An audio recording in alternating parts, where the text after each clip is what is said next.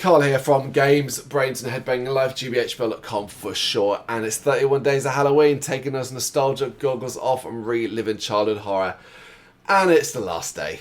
Here we are, 31 films covered, 31 horror movies that I experienced as a child, relived. In some circumstances it was really easy to talk about, and others, a few, it's been quite difficult. And I ummed and ahed about which one I'd end on. Which one would it be? It seemed obvious that it should have been Halloween, but I actually knocked it out in the first week. And I even explained in that video that I really didn't want to leave it to the end because it felt very basic bitch. Then I generally considered it being Fright Night, which of course, if you're watching this, you've already seen, has been and gone. It was this one. It was always going to be this once it hit on the list.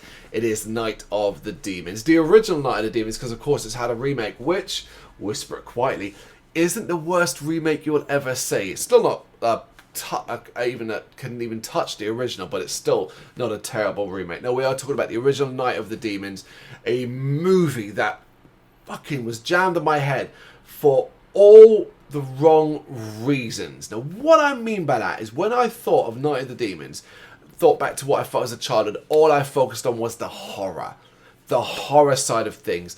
I always remember the scene with the apple blades, the apple pie and the blades coming out of the man's throat. Obviously, when you look at that, like in the context of the film, it's so stupid as well. But that's what I remember. I remember the face of Angela. I remember the dancing with the tongue being ripped out. I remember the demons taunting and the horror around that. I remember the horror. What I didn't really remember is the fun. Oh, the fun. Now, I always remembered this being a heavily focused Halloween-style film. A film that fit that particular period, that night, and all of that.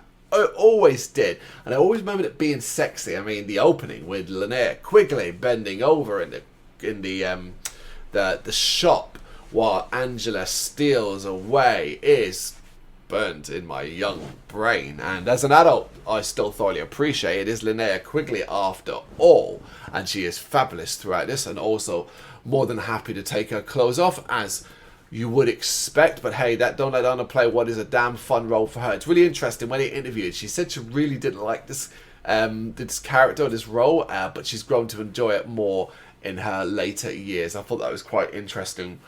Because I love this character. Alongside Trash, it's one of my favourite Linnea Quigley roles. But mainly because of the film around it, the style, how this looks, where it's set, the tone, everything about this. And it tells you this from the start with its credits. That's what I kind of forgot. Was it starts in like campy, cheesy and over the top way where I'm like, oh, this is a fun film. They knew what they were making and they wanted it to be egregiously horrible and horrifying, but they were like, okay, we're also going to have some serious fun here. And I think that really, really comes across. I only think this is one of the best balanced 80s horror movies that nails the whole horror and sex side of things, while making all of that fun, but still keeping it all terrifying and horrible. It is really hard to kind of get all of that, mesh that together so well that everything feels like it fits. And nobody feels like they do anything stupid. Like, you know, the idea of going to this entire house works.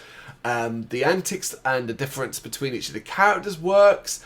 Why Angela's possessed and how that spreads to demonic entity all works. Everything about this film works. The final girl and boy works. Everything works here. I just love it. And it almost has an anthology feel as well, where you kind of got that weird cold open with the old man at the beginning and the end. The one with the razor blades, because you even get that gleefully horrible sort of the fact he's been murdered by his wife as some sort of like hatred, revenge thing. I find that bookends this story as well. I find that fascinating now. It really does make this a very special film. And weirdly, I think the franchise is special overall. I don't think Night of the Demons 2 or 3 should be overlooked. Well, 3 is technically called Demon House, but it's Night of the Demons 3.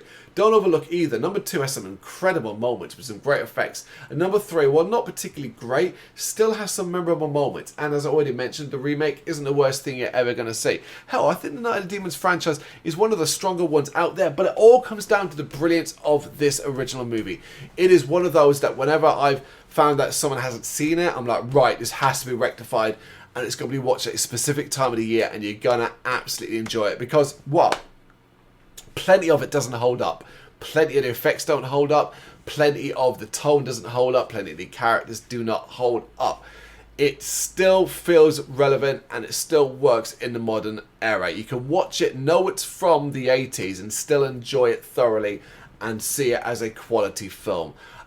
It is one of my favourite horror movies overall. Not a top 10er, not that, because I'm always kind of leaning towards more sort of deeper and thought-provoking stuff, but certainly in maybe the top 20 or 30, just for how egregiously fun is it. In fact, even as I'm talking right now, it's been a while since I've seen this one.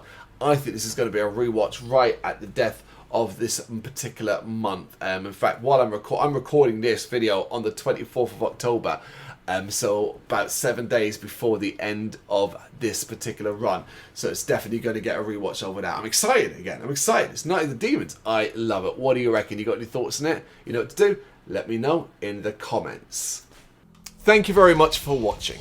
If you'd like to see more content like this, please consider hitting the subscribe button. It is gratefully appreciated. You can find us over at gbhbl.com, our full website where reviews, news and so much more goes up daily.